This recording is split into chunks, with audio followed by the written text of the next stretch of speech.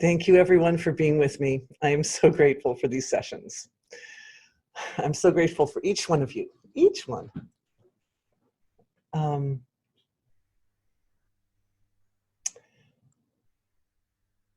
To the source of creation, with all gratitude for this live webinar and for each participant, both in real time and in future time and in past time. Thank you to the ancestors and the bridge that connects the absolute and the relative. Thank you for our ability to work together concisely and efficiently, that we may do that work which is most important at this time and bring forth the information that is most useful to everyone at this time. Empowering each person participating in this webinar with the resources and technologies, in this case, to use creative visualization and imagination for the sake of both energy healing and manifestation. Thank you for being with me. Hello, come in. It's winter here, so the people are still kind of rolling in from the cold. All right. So as usual, I'm going to start the session with a short overview of what is energy healing, and then we'll go into the topic of today's session and a review of yesterday's session, and then elaborate and expand on that for today. And as usual, yesterday's session was very abstract, and it's my hope that today we can bring all the knowledge and information that we garnered yesterday into practical place where we can apply and successfully access the potential. There's a huge potential in creative visualization and imagination. So the idea is to use that, to leverage that for more success in manifesting whatever we want to manifest. All right. Hello. So what is energy healing? Energy healing is the application of awareness or attention. And awareness or attention is being. So that means we all have this great ability to focus our attention. So what we do is we use our ability to focus to bring awareness to bear on specific areas of the physiology, of our lives, of ourselves. And in so doing, we activate the qualities of infinite potential in whatever it is that awareness focuses upon. It's really very simple. Everybody, all of you can do this. We can all do this. It's very simple. But the beauty is that at the denser levels of reality, there are more powerful, like more concrete boundaries and limitations.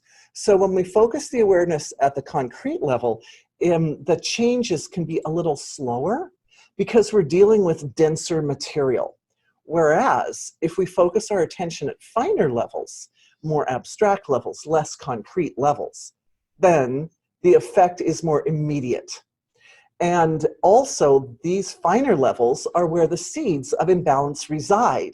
So it becomes a very nice model for promoting evolutionary transformation for the physiology and for life, to do less and accomplish more, essentially, to quote one of the great masters of the previous century, do less and accomplish more, to take the awareness to those finer levels of consciousness that are more malleable, focus the attention there, and then they change more rapidly, more willingly, they yield.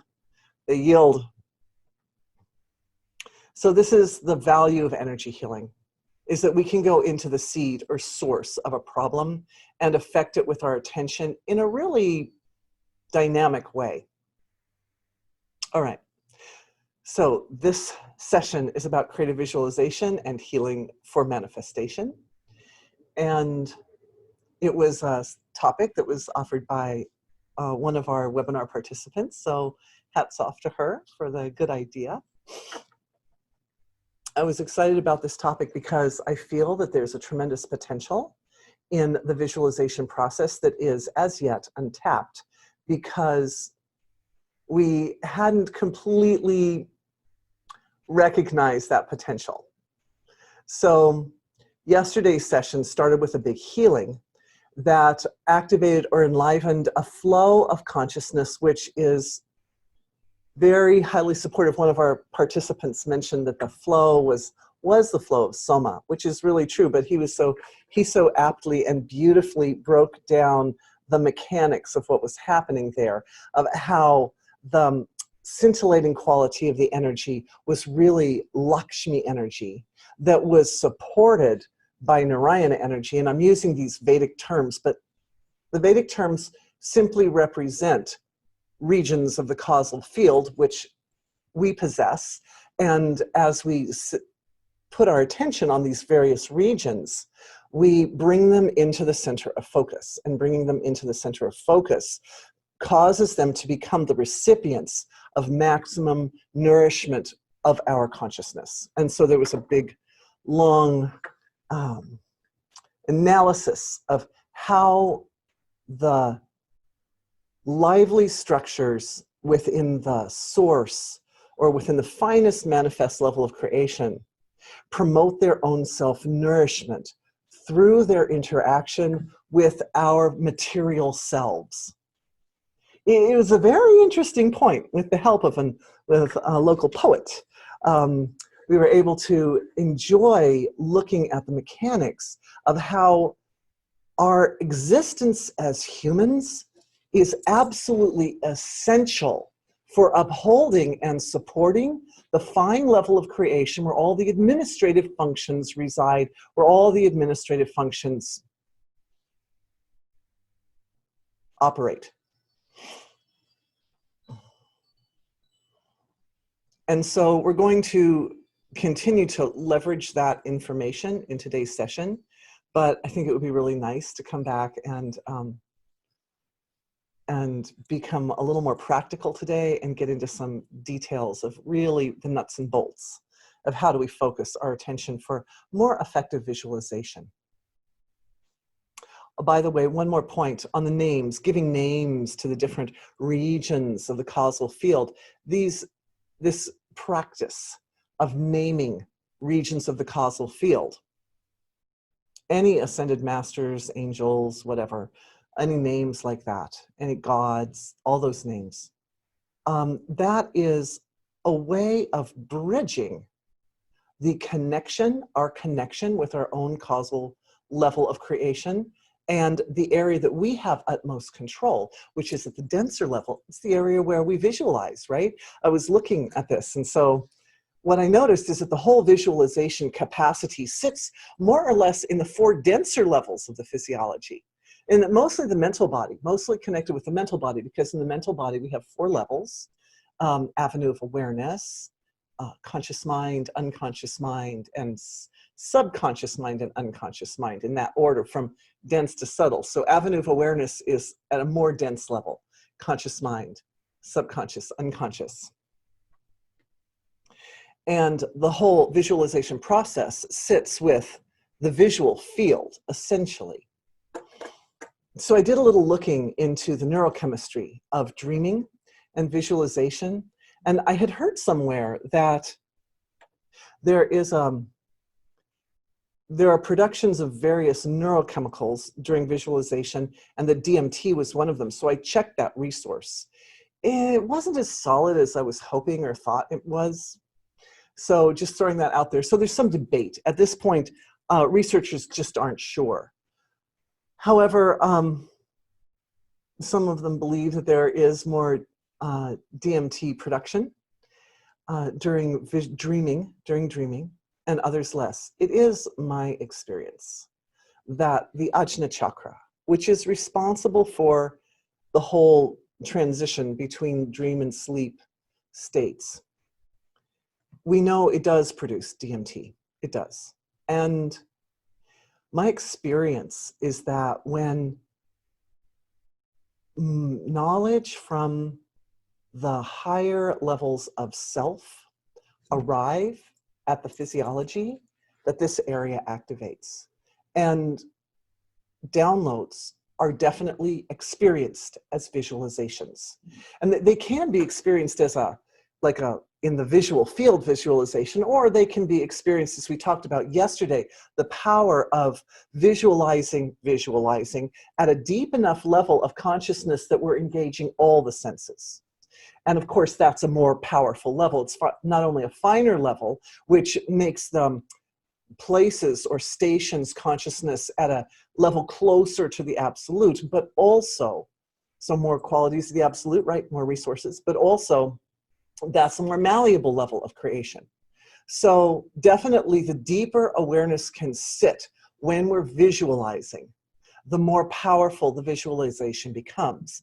And I truly believe that this is one of the goals of religious prayer, that the idea in religions is that people sit quietly and they allow their awareness to, they close the eyes, you know, and the awareness settles down. They have something, they're praying for the health of a loved one or something. And in this process, as the awareness settles down, the experience of wishing for the wellness of a loved one becomes more of a visceral experience. It starts to engage more range of inner sensory experience, and supports the ability to get connected in with the transformative energies which arise from that finest level of creation. That's the administrative function of the causal realm. The causal realm is responsible for the transformative effects. Okay, so I made some notes. They're not exactly in order, but I can tell it's time for at least one of these points. So let's get in a little bit more to the nuts and bolts of how an impulse of truth, of pure truth or intention, rises up from the absolute. And what's the difference? I think this was one of the questions from yesterday.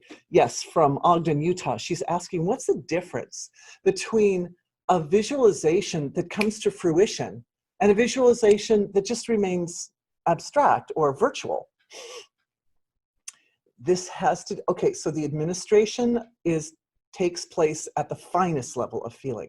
The next layer up determines whether that impulse of intelligence, like where it's going to go. And that's, if we look at our diagram, so we've got the administrative functions at the causal level of creation. Pure being, pure resource at the base, and then the pure being and pure resource and pure energy force comes up, and it hits that administrative level, and the various regions will vibrate or hum. They'll take that pure energy and give it shape, you can say. But then that shape rises up and it hits the astral level. These are all collective levels of self. The astral level, as we've talked about before, is like a fabric, because this is the area of consciousness that's threads. And as we know, the fabric bends. It's like fabric, right? It has some motion to it, like waves. It's kind of like the waves on the surface of the ocean. If we think of the causal level as like an ocean level of the physiology, the astral level is like the waves on the top of that ocean that are moving, ever in motion. So the principle here, and this is also from yesterday, is whatever intention or idea or focus comes to the center of our awareness, that's the one that gets fed. That's the one that gets fed. That's the one that grows.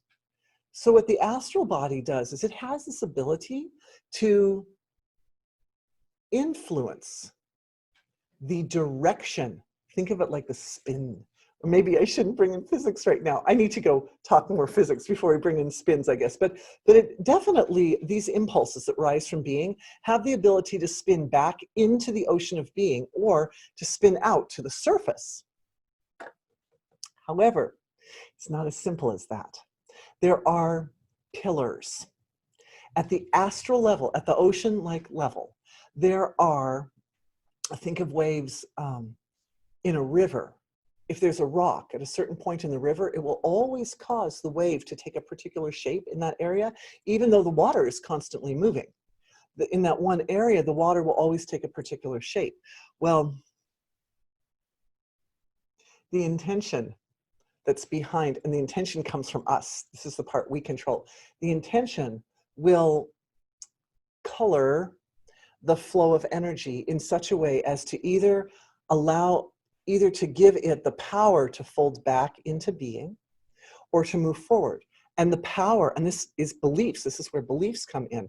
If we have a belief in something that's very set in our awareness, it will act like a rock or a feature under the water. And, you know, in the ocean, we got mountains, right? that affect the way the waves move around them. And so the belief will cause that wave to act either as a kind of an insignificant wave. It comes up and it's like, oh, well, I don't really care anyway. Or if the belief is there, like, this is really important to me, that wave of intelligence can set like an anchor. It'll set like an anchor, and the anchors in the astral field. So the astral field is like a fabric, but think of, like, since we're at the holidays, think of a tartan, that there's certain threads in the tartan that are particular colors, right? Like, it's mostly red, but it's got this little accents of gold in there or something. And so there's certain threads that will become more dominating or significant. And these are the anchors. There's a structure, in other words. The model has a structure. And the astral field has particular threads whose job is to stay anchored to being. Everything anchors to being, right? Because being is really present in every thread, really. But certain threads have this status, you could say. They're like higher on the dominance hierarchy of threads. And they are the threads whose job is to be in being, is to keep you connected to the resource. And of course, that means also connected to the whole causal realm where all the administration goes on, like liaison threads, you could say. We can control these. Now, the astral field has to bend, let's see, it has to bend this way, like a cup, has to bend that way to create inside it a gradient, like that. Like if you imagine threads like this, and if we bend it this way, they stretch out like that. And if we bend it this way, they stretch out like that. Does that make sense? So you can have the bend like this, or you can have the bend like, you can have lots of different bends, and that's a whole nother field in itself. But just simply put, for the sake of visualization, for the sake of understanding how this works, you can have a cup-like bend that opens the threads this way, and then when the impulse comes up, it hits into one of these spots and it turns around and it goes back and becomes an anchor to being. So we can say, well, that important pillar-like thread of consciousness isn't going to make it to the surface, right? Because it's gone up to the astral level, which isn't very manifest. And then before it even gets up into the conscious mind, right? And then it folds back to being. But the thing is that being is infinitely resourceful.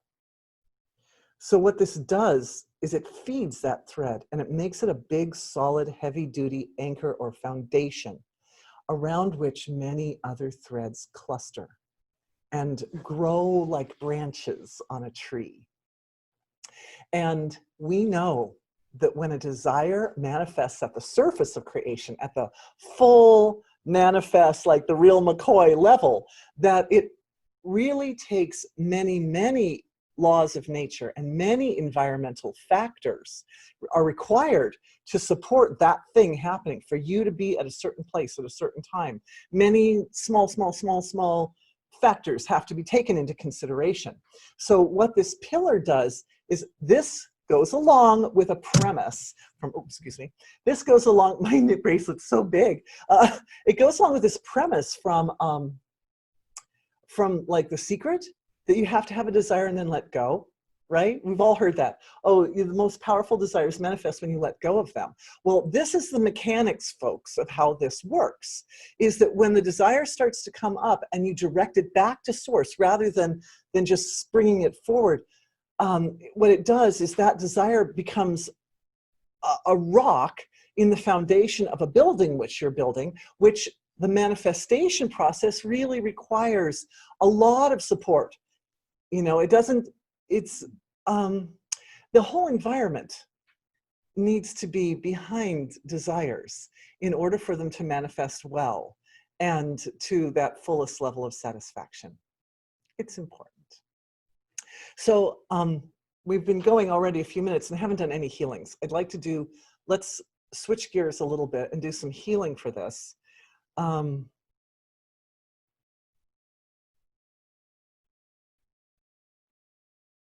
just asking being what our collective would like in the way of a healing.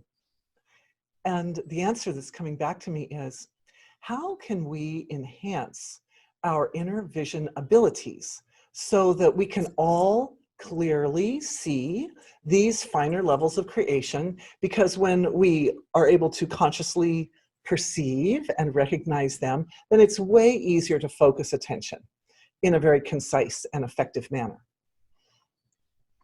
So I'm just putting my attention first on our beautiful, sweet, soft, wonderful, luscious collective.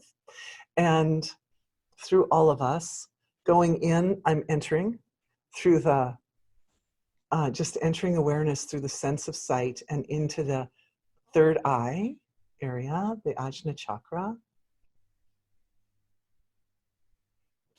And not when I say I, it is not I, it is not little Dorothy.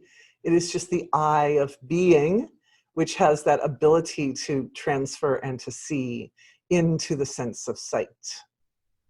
So in the head area, we're just bringing the focus of awareness. And the first thing that's happening is clearing out boundaries and limitations to self-trust. Patterns, they're patterns of lack of self-trust that are, we've all come by them honestly through through centuries of beliefs that nothing's real unless we can perceive it through our gross senses. I don't have to go very far in my lineage to find people who lived by that adage. There was, in our family, there was something called hogwash. And anything that wasn't perceived directly through the gross senses was technically hogwash. I know, it's like, is that even a thing? These days it's like hogwash.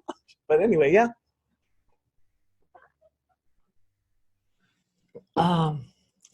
So keeping it flowing with the waters here.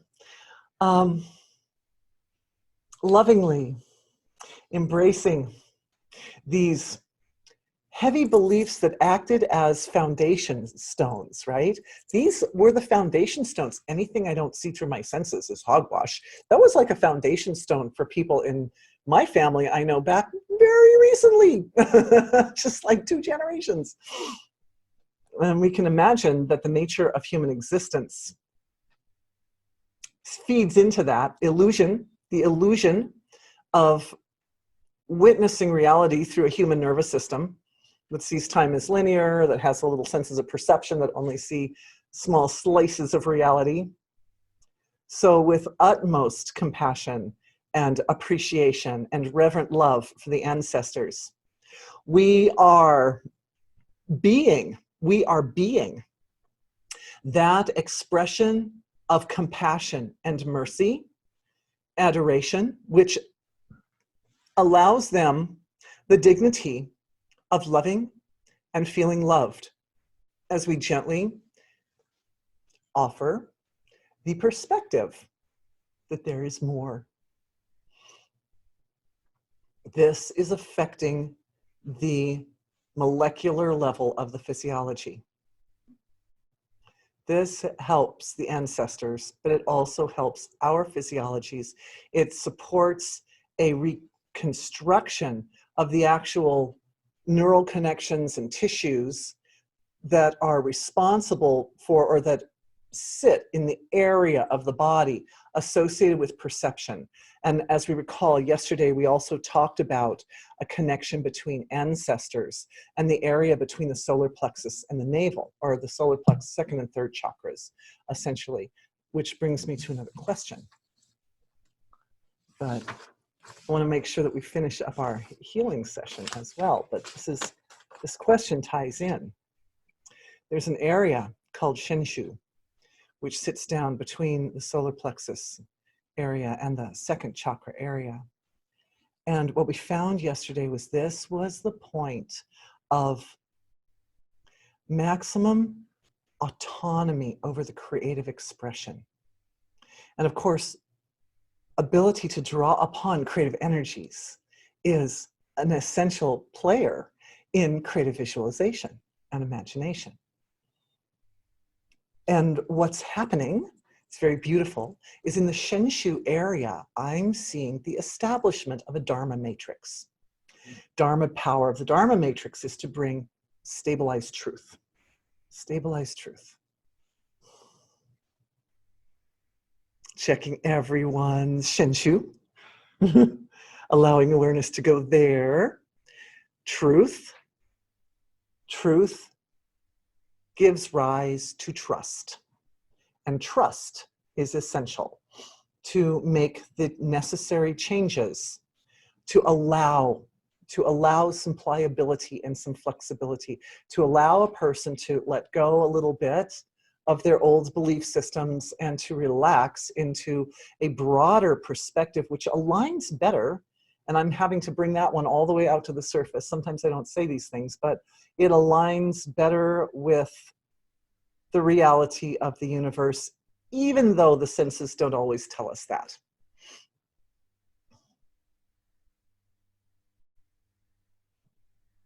Holding space of compassion and honesty, compassion and honesty. And there are triggers in the ancestors that when this type of information comes, they kind of recoil and flip out and are like, oh, no, no, no, no, no. I have my canons, I have my boundaries and limitations. So what that means is there's this tendency to react or respond with anger. And so immediately the next flow coming in is the download about cold anger, which I know we've talked about that a lot. We've discussed how anger is useful when it is applied with fine discrimination and measured regularity. It literally supports the birth of new form. It supports evolution. So it's kind of like someone comes, there's certain types of Eastern martial arts, right? Someone comes at you like they're gonna punch you, and instead of punching them back, you kind of go like that and you just let them, you let the force of their being push them into their next place where they need to end up without getting hurt. And it's a little bit of a move like that that just took place in the Shenshu area of the physiology to support the ancestors. Deeply appreciating from the level of experience that blasting anger out to the surface in order to try to defend a non-truth is completely useless. So, I mean, you know, bless all the ancestors. And of course, our ancestors wouldn't be our ancestors if they weren't the successful ones, right? They're the brilliant ones who somehow managed to uphold good relationships and be parents and bring children to adulthood and so forth. So, you know, with this download of information comes tremendously deep reverence. And the foundation, our pillar, the pillar we're working with, is a kind of compassionate truth and reverent love. And what it does is it opens the field. And it's interesting that this is happening in this deep level of the physiology, but it's opening that area of the physiology to the capacity of the individual, of us as individuals, to do exactly the brilliant thing that our ancestors did. It opens that more deeply, the ability to support and maintain beautiful relationships, and principally to give and receive love. And I know I circle back to that particular point a couple times, and now I'm going to tell you why. Because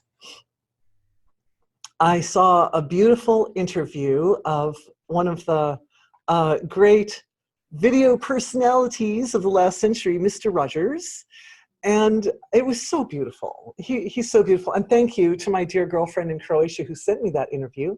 I appreciate so much. And of the whole interview, my most favorite point was that he, at some point in his life, he determined, oh, besides the fact that he was so nonviolent and vegetarian, and the twinkle in his eyes, you could just see the silence of his being as he paused to find the right words. It was so beautiful. But he said that he realized that really what everybody really wants, like a fundamental, is we want to feel that our love is valued. We want to be able to give and to receive love. Everybody, but particularly little children, because he was mostly working with little children. But it's so important to be in that. This is for the ancestors, you guys, that we recognize that what's really important to them, everything else aside, is that our relationship with them is such that the ability to receive and to give love is accessible, it's available.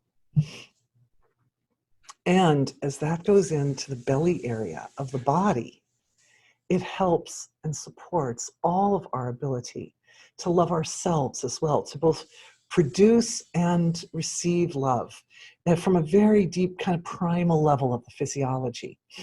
It's so important, so important.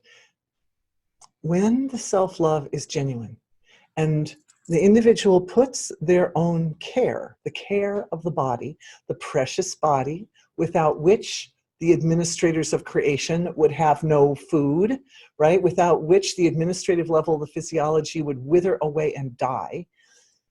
Our beautiful, precious physiologies have long been treated, and again, here we're still a little bit with the ancestors on this one, have been treated like receptacles for imbalance. Because in many cases when a challenging situation arises whereby the individual feels frightened or like it's too much to try to process the discordant feelings associated with a challenging or difficult situation, what the body does is what the being does is it says, well, I'll process it physically. I can't deal with this mentally and emotionally, it's too much. I'll just put it in my body. I put it in my body, and then the body gets sick. And we find ourselves going through a process of trying to heal the body and all the different types of thoughts and feelings that are associated with that, eventually bringing that conglomeration of overwhelming discordant feelings up to the surface, lodging it in the physiology. It allows us to go through if it's overwhelming, what do? You slow it down, right? And when the illness comes into the physical form, it has to slow down because the physical form is the densest form. So everything moves way slower in the physical form than it does in the subtler forms. If you can catch the imbalance at the mental or emotional or even deeper, we go down to the seeds, where the seeds are down on the astral and causal level. If you can catch it down there and eradicate it from there, you don't have to get sick in the first place. However, sometimes we, as beings, as instruments of divinity self-interacting, are taking on cosmic challenges. That is not uncommon. In our group, we do this. We do this a lot. We'll take on certain types of darknesses that spread themselves systemically through the collective. And so, as an individual, when the transformations required bring up, or you could say like they trigger really old material or really, really dense, difficult material, sometimes it just doesn't seem possible to get down to the mental and emotional level or down to the astral and causal level. It's just too much. So then the body takes the hit. And then slowly, through the physical matter of the body, we work it out, whatever it is. And having done so, then the karma is resolved. And as we know, when we fall ill, we have to stop putting our attention on a lot of things in the environment and turn around and really focus the attention fully on this body, taking rest, being careful of the diet, etc. All right. So thank you, Mr. Rogers. Thank you. Thank you to our friends in Croatia. All right, so I promised I would answer some questions because I see we're just rolling, right, all the way rolling through this this session. So I like to start sometimes when there are a lot of questions, I like to start them a little early. One question is, this was a question about the causal regions, which, as we know, that's our power spot. That's like the deepest, most profound control center for everything. I realized I didn't go back and finish up that last healing. So, but anyway, we're on the question, so we'll do that. Then we'll go back and make sure, then I'll come back, I'll circle back around and double check on everybody's visual capacity. Yes, that's important. How can we continually visualize and manifest those particular structures in the causal level of the physiology in our own lives? How can we support and maintain them? So one of the answers that came up yesterday is we can use visualization. This I love because we all can control our visualizing capacity. One of the first principles is we need efficiency. Efficiency and order is good. Efficiency and order are principles of Dharma. Order is one of the principles of Dharma. So the causal level of the self is abstract enough that not everyone feels full confidence in owning the perception of that, owning the perception of a particular causal structure. But we can always bring the feelings of the structure into awareness.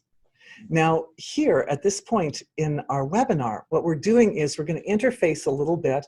I didn't know we were going to do this, but this is cool. We're going to interface a little bit with dream state. Now, of course, dream state is the quintessential state for visualization, right? Like that's where creative visualization is happening all the time. And in dream state, I'm touching just a little bit if my awareness is focusing a little bit into particular memory centers of the brain, because normally we don't remember our dreams, right? Like most people don't remember their dreams. But however, a lot of people, he looks like, doesn't everybody remember their dreams? I do. No, I do too, but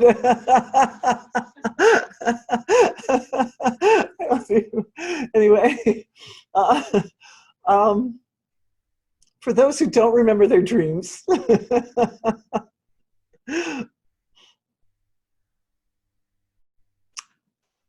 awareness scans the dream reality from the present time through the past times to even early childhood. Because in early childhood, there was a lot of pliability in the brain matter. And it was really easy. It's very easy for little children not only to tend to remember their dreams and have very kind of vivid fantasy realities, but also sometimes even to get a little confused about, oh, did I dream that or did I actually do that? That can happen for little people. So we go back to that level because this is a resource that's already present in all of us, is that time the physiology was so young and kind of fresh, and the boundaries, the harder boundaries and limitations that get set up after the brain goes through, after the brain gets into the period of pruning and myelination. At that point, a lot of boundaries get set up. But in the early childhood, the brain isn't experiencing boundaries so much. It's more just, they call neural exuberance. The brain's just like a big sponge, just taking it all in, remembering it all, and just processing it all. It's beautiful. So at that point, which we all possess, if you're watching this show and you're older than 3, you know this. This belongs to you. So, oh yay, got a few raised hands over there. I love you guys. Anyway, so yeah, so we're going back to little self, and accessing the ability to remember and to retain this state of create a visualization and dream in the dream state, And as we're doing that, one of the things, oh, no, we don't have to go into the dark dreaming, or even if we do, you are safe. If you, okay, for those, this is happening right now. For those of you who are looking back there and going, oh yeah, but my dreams were like terrifying. So it's not that we don't want to recreate the terror. What we want to do is we want to go from our safe space right now back to little self, with the same element that we've been working with since the beginning of today's session of deep compassion and absolute truth. Compassion and truth. So that as we go back and we start to leverage this potential, which exists now for us, the presence of this moment's awareness on the past provides a safe space. It provides like a healing space for little self. Little self in the healing space is also leveraging the connection with present self to heal those deep memories that were kind of unpleasant. So it goes both ways. This is like creating order and bringing your team online, because everything you've ever been and everything you ever will be are all part of your team. And as we open up these channels or threads between present moment and the resources that we had in the past and that we'll have in the future, then resources are shared. Resources are shared. It doesn't mean that they are reduced. They are expanded as, it's like love. This is love. This is you loving yourself. That when you give your love to someone else, it only expands the love. So right there, little self, being comforted and soothed and supported and protected, feeling safe, feeling invincible. Little self feeling invincible is sharing, because this is what you're bringing to little self. Little self is sharing that access to, and this is the key part for now, for what's coming into this part of self, is access to the connection between images and ideas and the energy signatures behind them. The energy signatures are essentially resonations that come directly out of the causal field of creation. And energy signatures have flavors. Think of the flavor of Christmas or deep winter. Think of that lovely silence, that lovely, cool, cosmic silence of deep winter, that peace. They say peace on earth this time of year is a common saying, because the settling down of the earth, all the trees and the plants, they all settle down, they go to sleep, they hibernate for the winter, right? A lot of these types of deciduous trees, yes, the deciduous ones hibernate in the winter, and all the grasses hibernate in the winter. And so everything, our world is in a kind of state of transcending, and at the same time, all the light from the stars is dominating in our field. And so there's this beautiful combination that gives rise to a feeling of deep winter. It's very peaceful, it's very quiet. There's sleep, long drawn out nights where we sleep deeply for long periods, right? So that has a completely different feel. That's an energy signature. Is a completely different feel from the energy signature of, say, some blasting winds rushing over the plains or something. You know, there are all these different natural forms, and they all have their intelligence, the intelligence that's behind them. These are the energy signatures. The heat of the summer. The heat of the summer in the Namib. Oh, the Namib. I think the Namib is always summertime. That's a strip of desert. I've been learning things about geology. It's a strip of desert on the western coast of Africa that is very unfriendly. It's very hot and nothing grows there, hardly anything. Very occasional animals who have adapted very specialized physiologies can exist there, and that's about it. No water. So these flavors of consciousness are born of the interactions of larger pillar-like flavors of consciousness that include the energy signatures of the elements, the 5 elements. So the 5 elements each have very distinctive and specific energy signatures. Little self needs that. Little self is using that information to support, draw to themselves, draw to yourself, a download about manifesting in this material realm where we live with our physical bodies at a very early age, and how intuitive awakening of particular laws of nature, laws of physics, the way things interact with each other. So this is also waking up for small self. And that is giving rise to an increase in discrimination in small self. And small self increase of discrimination is a process which is taking place in the 4 dense levels of the physiology. It is supporting the ability to analyze and synthesize experience. Increased discrimination does that.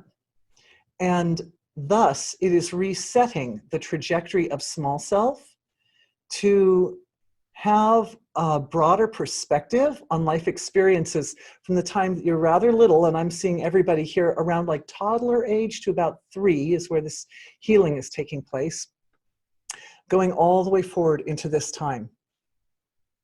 It's shifting, it's opening, there's an opening, there's a softening of the boundaries and the hard boundaries and limitations. So interesting. As the awareness or conscious discrimination of how the hard boundaries of the surface interact with each other, the result of that is actually an opening deeper inside the being to a range of flexibility and range of perception about the finer levels of how the laws of nature, the finer levels of creation, are more pliable and more flexible and more malleable.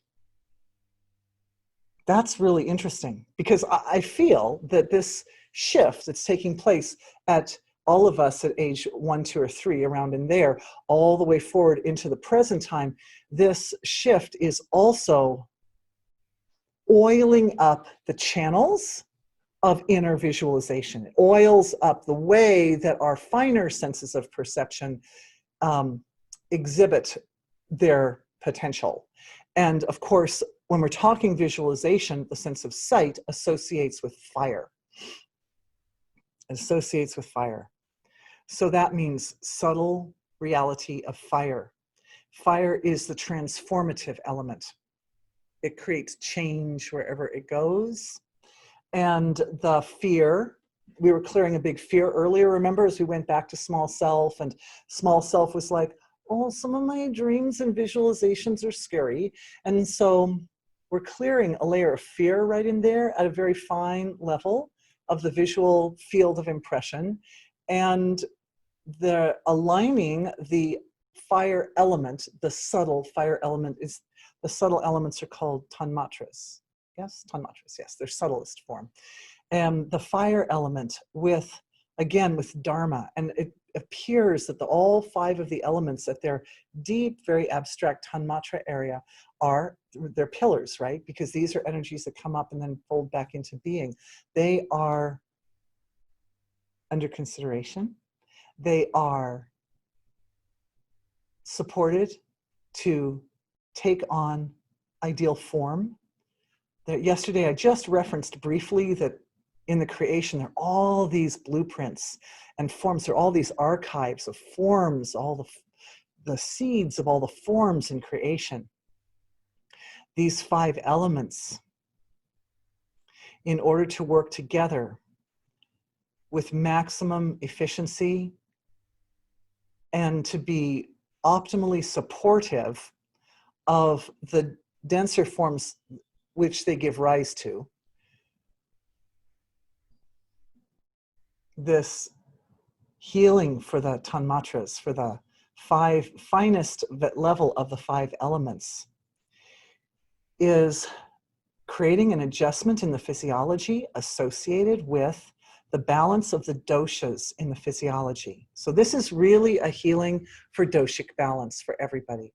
And the doshas, for those who are not familiar with Ayurveda, which is a like the most ancient natural form of medicine, is, yes, it's even older than Chinese medicine. It goes way back. Pre-written language, it goes way back. The doshas, Vata, Pitta, Kapha, are being supported by a balancing that's taking place in the tanmatras. And then the tanmatras give rise to the doshas. As the doshas come more into balance, these physiologies, our physiologies, then perform their functions more efficiently, in a more healthy manner, and that means better soma production. And better soma production, as we looked yesterday, we were talking about soma production at length. Soma production is the key to the health and well-being of the causal level of the physiology. So the whole thing is making a nice, big, beautiful loop, resulting in balance of the doshas as we're moving into winter time, which at least in the northern hemisphere is Vata time, increasing Vata. And it's balancing and it's balancing. This is such a primordial level of the physiology. Beautiful to be balancing that. Okay, I don't want to miss my questions, so I have to continue rolling through here. Okay. Here's another question. I'm hoping you will take time to clarify how to offer the perfect hexagon of the causal forms. Oh yeah, we're just talking about that. Organizing at the causal level. In this case, we were organizing the tanmatras. Visualizing the form into or onto pre-existing causal forms, as in the tanmatras. We're so connected. It seems a bit forced, almost a bit like attempting to impose on the causal realm.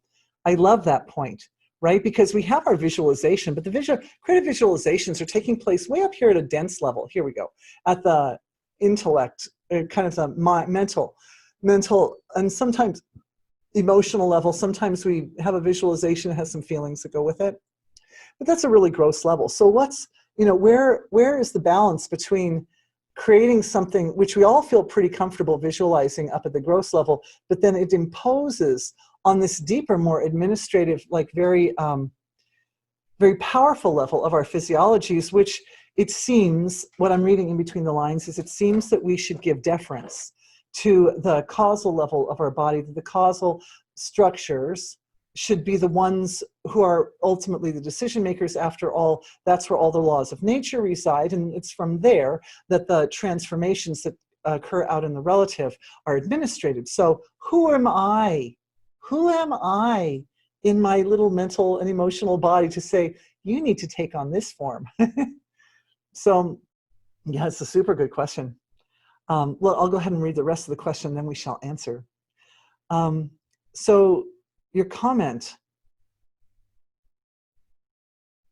was that we can offer the hexagonal form and then let it go by dropping it back into the field of awareness. Right. And then, so that's that principle, that at the level where it's really easy to visualize, we can create a visualization of something. And then there's a matter of offering it back into the field of being. And from the field of being, a lot of sorting takes place. Is this visualization, is this intention really the most efficient way to perpetuate evolution forward, or is it not? And here we get into the field of probability, because there are certain things that are more likely to happen than others. I mean, I could say, okay, I'm going to imagine that I'm going to be in New York in 10 seconds. And it's not likely. It's not likely that seconds are ticking as I speak, and the chances of me being in Iowa are really high. Probability is, oh, look, ding, I'm still in Iowa. What do you know? So now, even if I imagined that like really clearly, like, oh, I'm definitely going to be in New York, I'm not going to miss New York or Paris or someplace, and I drop that intention back into the field of being, the field of being is going to look at that thing and go, like, which part of you is going to be in New York? So, so the thing is that, right? So the thing, it's so interesting, is that we do create a neurochemistry with everything we imagine. So even if I'm not in New York right now, the fact that I thought about being in New York creates that New York state of mind. It creates a little bit of a feel of New York for me right now, even though I'm actually in Iowa looking at like a snow scene in the country. There's still just a little bit of a feel of it has entered my being and my physiology, and it influences my neurochemistry, and it influences the way my heart is beating. And for this reason, it's possible for like drone pilots in war situations to experience PTSD, even though they never actually go out into the field and see straight up the results of their work. They will still come home with PTSD. So, because even doing something in a way which feels virtual, of course, in the case of a drone pilot, they're actually doing what they're doing, but it feels virtual. They are in a state of complete protection. They're not bodily in danger when they're doing that work. So why would they come back with PTSD? The answer is that PTSD is born of performing actions which you didn't think you had that much darkness in you. We think of PTSD as being born of like a traumatic experience, like, oh, I had this trauma and now I have PTSD. That is one type of PTSD, but the more common type, I know because I studied it, the more common type of PTSD is like some innocent farm boy decides, you know, I'm just going to enlist. And he grew up in this, you know, sweet, kind of wholesome environment and, you know, out on the farm, physical activity, you know, simple. And then he goes into a war situation, and the war situation demands that he take actions which are extremely hurtful to other people. And he's like, I didn't know I had that in me. And that actually is more damaging to the heart. It's more damaging to the feeling than even to be hurt out in the field. If you get hurt, you didn't take on really any karma, but if you hurt someone else, the karma is connected with it. So anyway, that point, the point that I'm driving at there is that we experience whatever we imagine, we experience it physiologically. There's some degree of physiological experience, even if it is virtual. So for this reason, it's good when we're aiming to create success and well-being and good health and support of peace on earth. We're aiming to create peace on earth, that no one ever flies drones and hurts anybody. We're aiming to create the highest and the most evolutionary effect for everyone, that when we do that, when we put our attention there, and you see what I'm doing, you guys? Can you see the mechanics? We're stirring the waters. We're stirring the waters. You might think, oh, well, that example of the drone was kind of dark. But look, the waters are there, and we don't notice them unless we stir them. So we can stir a little bit that way and stir a little bit that way. We're stirring back and forth like that so that everybody gets, it's like honing up the inner senses.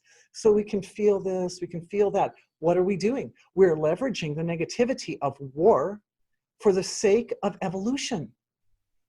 I'm not saying that this discounts the suffering that people have. No, because war is bad and it shouldn't be. Don't take drugs. You know, there's certain things I'm very stern on. Don't take drugs. War is not good. But it's there in our world. It actually exists in our world. So we just leverage it a little tiny bit to support an expansion of perception. So we see, oh yes, I feel what the neurochemistry is when it goes a little bit into the negative emotions. And I feel what the neurochemistry is when I go a little bit into the positive emotions, like that. And you feel it back and forth. And when we're feeling it, this experience becomes a foundation for clearer, more concise visualization. And absolutely, the clearer, the more detailed, the more I would actually say not gross details, but the more fine details the visualization has, the more powerful it is. That means the more the visualization, like the prayers, right? Like the Christian prayers, for those we love and those we would like to see healed, they're happening down at a fine level. This is me honoring my ancestors too, because they did a lot of praying back then. And this very fine level. Sorry, brief moment of interacting with my ancestors. Okay, back to the fine level. The field is so open right now. It's so tender that the flow of love is able to move in spite of anything that comes up, in spite of anything is insignificant to the ability to give and receive love. That's the important. Okay. So details means that awareness brings into focus the intention as it exists in a very deep level of awareness. I always look for this, whether I'm looking for the seed of an illness or the seed of a healing modality. We always look for what is the underlying resonance there. And the underlying resonance is an energy signature. And thank you to all of you for having been 2 years old once upon a time. We now have access to that ability to isolate out those energy signatures. To whatever degree anybody has integrated that healing at this point, don't worry. You will integrate that healing for dream state while you're dreaming. You'll see.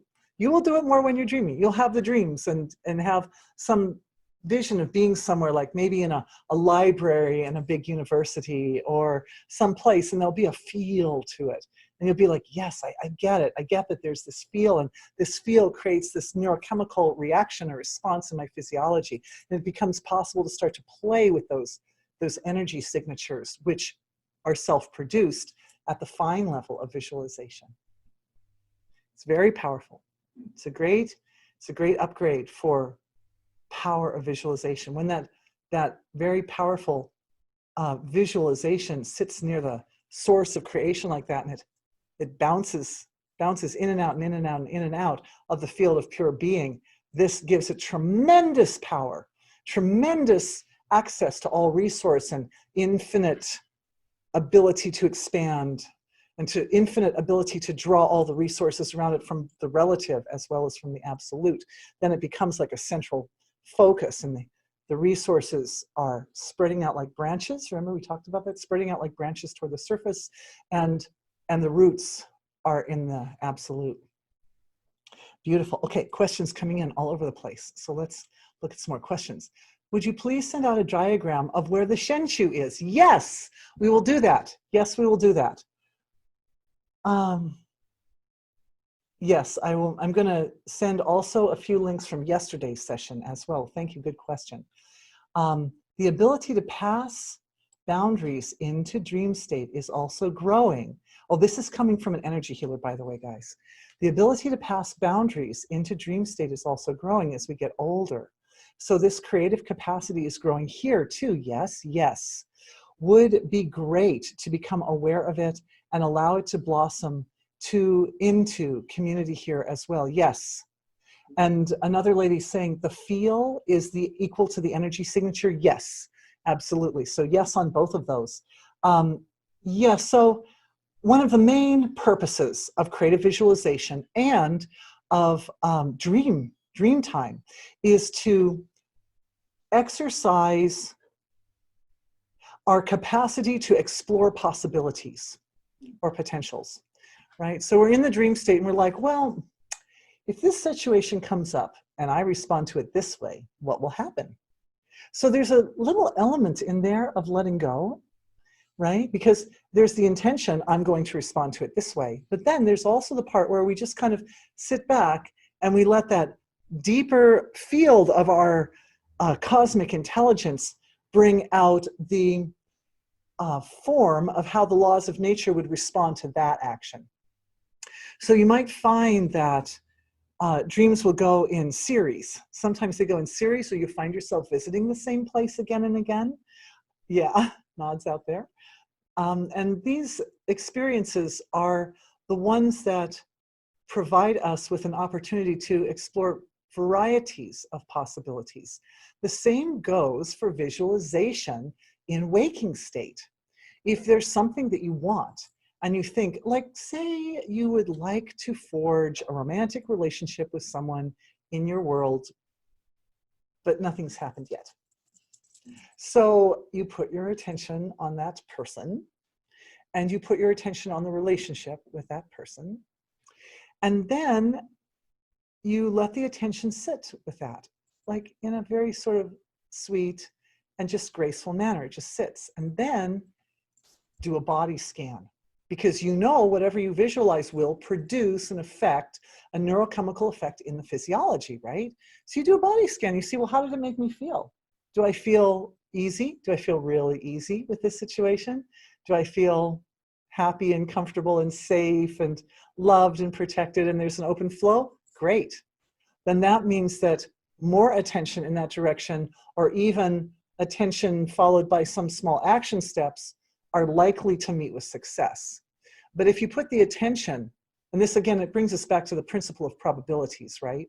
Like the chances of something happening. If you put the attention and you feel a little awkward or uncomfortable or nervous or uneasy, like that, then it means either you need to slow down the process because the feelings are overwhelming, or it's not the right direction to take. However, when the visualization comes, when you produce that intention, that visualization, you create that little sacred space between you and the other person. That space now exists. And if there is any uneasiness in it, the allowing it to sit quietly, nourished by your attention, will ultimately have an effect on it, as our attention has on like houseplants. You know, we don't tend to have like really dynamic interactions with our houseplants. Like I'll go through and like, you know, pull off the dead leaves from time to time, but most of the time my plants are just happy plants. They're just sitting there doing their happy thing, and I'm just doing my happy thing. And they grow because from time to time I go up and I innocently, I give them water, or I give them some attention. Sometimes you can spritz them or blow on them. They like our breath because our breath is full of carbon dioxide, which they breathe. So it's like somebody blowing oxygen at us, you know. But it's so beautiful. But I mean, this is the kind of thing that there's the interaction. Once you've created that sacred space with another person, then the interactions can be just simple. They can be very innocent.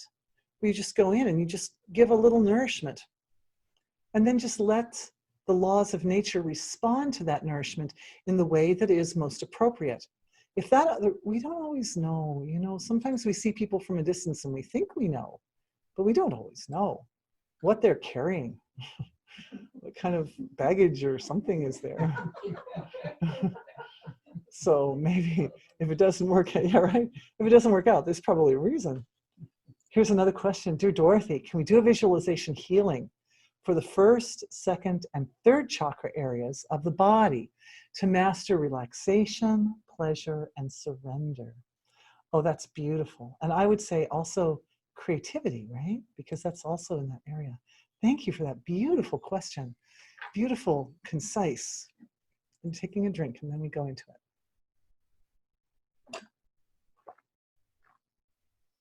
All right. Yeah, these tend to be the neglected. Oh, that's nice. Other people are raising their hands. Yeah, they like your idea a lot. My dear, also from an energy healer, also another energy healer who's joining us. Yeah, these tend to be the neglected chakras. We tend to think of, again, that idea that sometimes we think of our bodies as a depository for negativity or you know, that which is overwhelming and we can't deal with it. Well, the body can take that hit, you know. So I'm just closing the eyes and putting awareness on the first, second, and third chakras.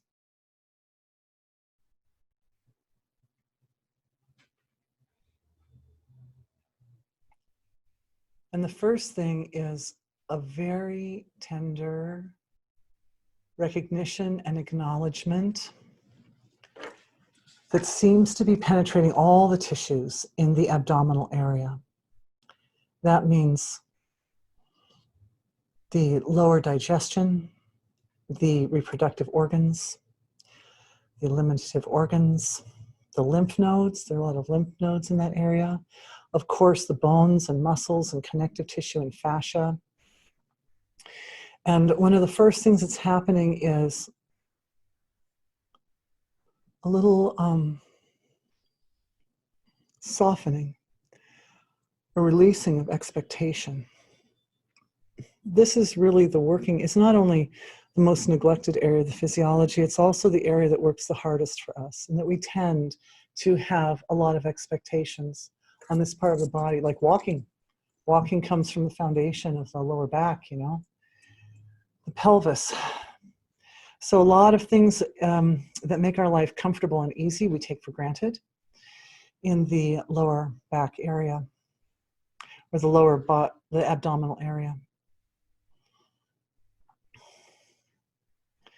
And I'm also experiencing and noticing a lot of fear and a lot of very powerful energy flow, a lot of increase of pitta, a lot of heat rising up in this part of the body.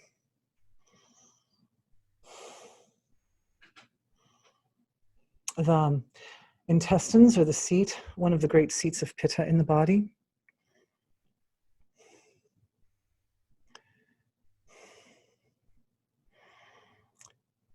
Some discrimination is interfacing with that heat in order to allow it to manifest in a way which is life-supporting and balancing for the physiology.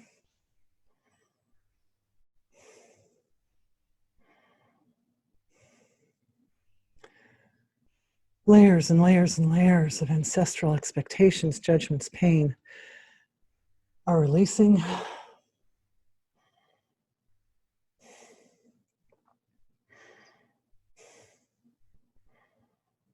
Holding the healing space.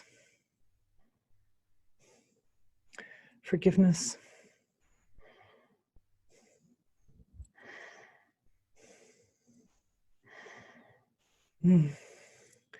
It's opened up a portal, some kind of a portal or energy center there. It's very intense. And so all that is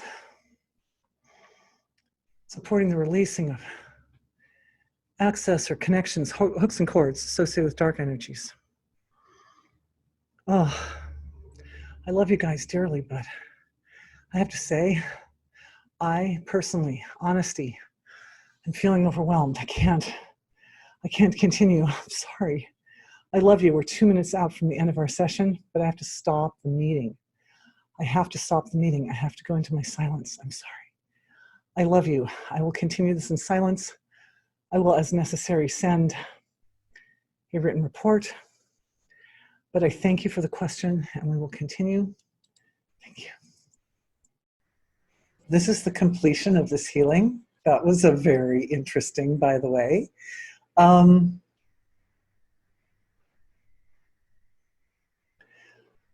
Because the abdominal area is both an area that tends to be a repository for waste, like discordant feelings that we don't want to deal with, and it's also generally neglected more than like the upper areas of the physiology, it is vulnerable or subject to invasive energies. And it is definitely a place where invasive energies can hide. I was definitely feeling that very intensely, but everything feels all soft and healthy and well and balanced again. And I feel as if this healing got processed through my physiology very, very quickly, like very quickly. It was as if, I'll try to describe it, it was as if this energy center in the gut area opened up and it exposed a lot of vulnerability. a lot of vulnerability, a lot of delicacy. And that vulnerability and delicacy was a reflection of impressions and experiences from all the way to very distant past time. At the same time that the vulnerability was allowing this sort of portal to open that showed or revealed all that vulnerability and tendency for exploitation and so forth. At the same time, strength was also present. And the strength manifested as an incredible, like very sudden and fierce and profound increase of heat in this physiology. And so the heat was like rising up to meet the vulnerability and to meet the exploitative energies that would prey upon vulnerability. Timing is part of that because, well, for one thing, that whole process could have occurred 2 minutes later and we would have finished our webinar. But it didn't. It happened right while we were all together, which was really nice in a way. It was cool to get to be the instrument of the demonstration of it. I appreciate that. And I appreciate our healing collective being such a great, powerful, protective, wonderful, life-supporting collective. So thank you all for being that for me at that moment. I guess the best way to handle that particular energy at that moment was to do so in the context of our collective, and then process it physically, because there was a lot that was happening in the body there.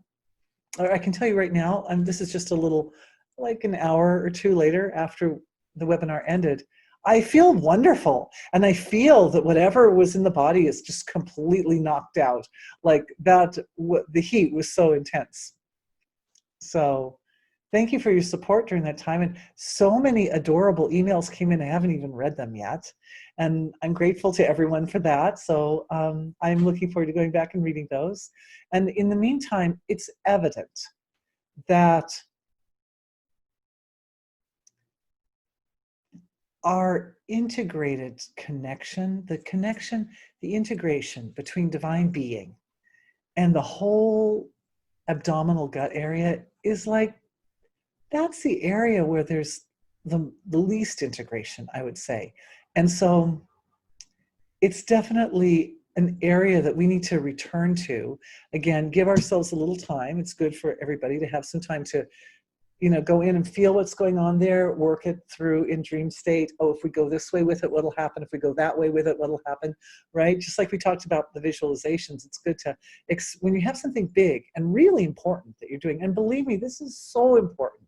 It is so important. It is the seat in the human body where a lot of negativity is able to take hold. And I feel as if there are unspoken judgments and expectations and assumptions that follow all of us around, directly connected with the nature of the whole abdominal area. So it's good for that to get a chance to, we can experiment with how best to promote deepest, most effective healing in that area. And my take on it right now, because that experience was enough dynamic for me, it's enough dramatic, that my feeling is, I think it deserves maybe even a whole webinar all to itself. Anyway, we can work with it both in dream and waking state, and try out the different virtual possibilities and explore the different avenues that would be most effective and most powerful to efficiently heal and cleanse that area, to support its realignment with divine structure, divine blueprint, divine intelligence, glorious expression of the mother of creation. So anyway, that's my end cap. It was really fun, dynamic, and exciting webinar with all of you guys. And I'm really grateful that everyone was here and that you were so adorable, and wishing the best for myself and for all of us together. And I don't mind a bit, I should just let you know, I don't mind a bit being the instrument of the transformation, because that is, after all, what I'm doing.